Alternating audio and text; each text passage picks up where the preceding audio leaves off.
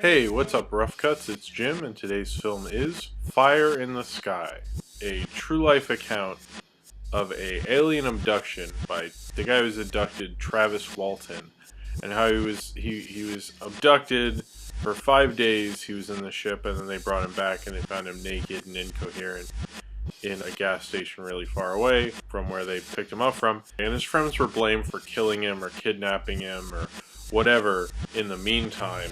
And it really focuses on his friends and what they had to deal with. Because when you're making a film about an alien abduction, what's more interesting? His 5 or 6 friends, I guess, who drove away while he got abducted and they watched him get zapped and left him there? Or the guy in the spaceship?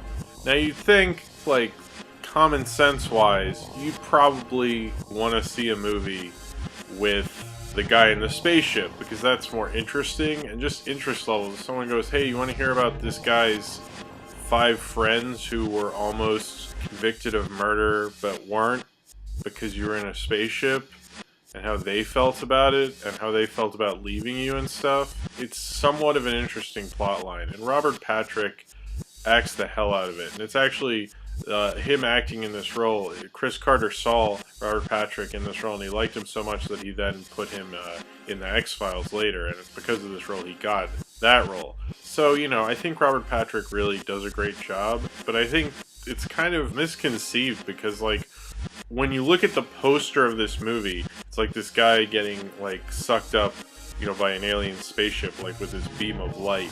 And then you have, like, the trailer is, like, heavy on the parts in the alien spaceship.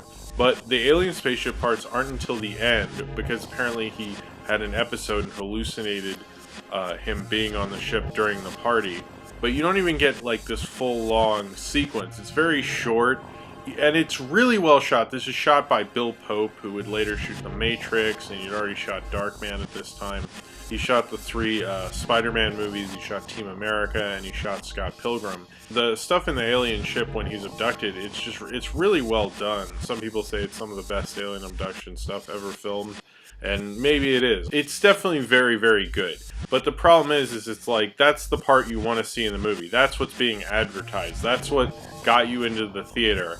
And you're watching his friends discuss how it felt to see him get zapped and then disappear. You know, it's kind of like, I don't really care so much about them. I took this kind of almost like journalistic approach to the story, but not in a very interesting way, because why would I want to hear about all these people? It's just kind of boring, and I'm basically only hearing about Robert Patrick. The other ones, the other guys just seem kind of like background noise almost. Like, it just doesn't really work as a drama, because, like, why would I care about these guys? Maybe it's not the filmmaker's fault, because maybe he didn't think it was going to be advertised that way, but even without the advertising, it's like, it's Fire in the Sky, it's about alien abductions. Show me alien abductions. Like, show me something.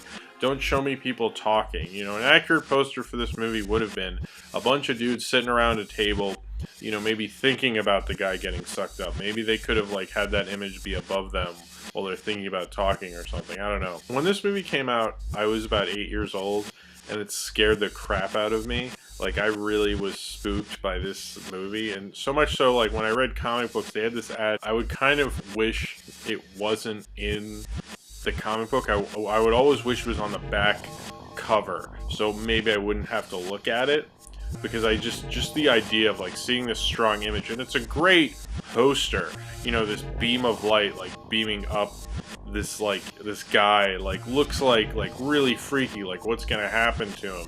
And even the TV ads I remember were like the trailer, and they were, like, really shocking and scary, and it spooked me out a lot. Like, I thought I could never see Fire in the Sky because it would be so scary. It didn't scare me so much.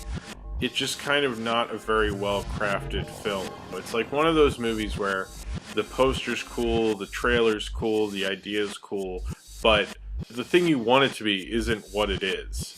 And when you see what it is, you're like, oh. And that kind of, you know, I hadn't ever seen it until recently, because when in the 90s, or when I was a kid, or when I was 8 years old, that freaked me out so much, and it was scared the crap out of me.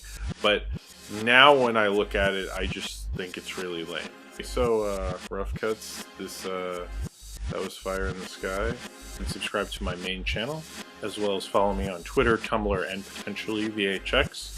And remember to follow Earl Barrett Holloway's Tumblr as well, who does the picture at the beginning and end of this video. And I hope to see you next Tuesday.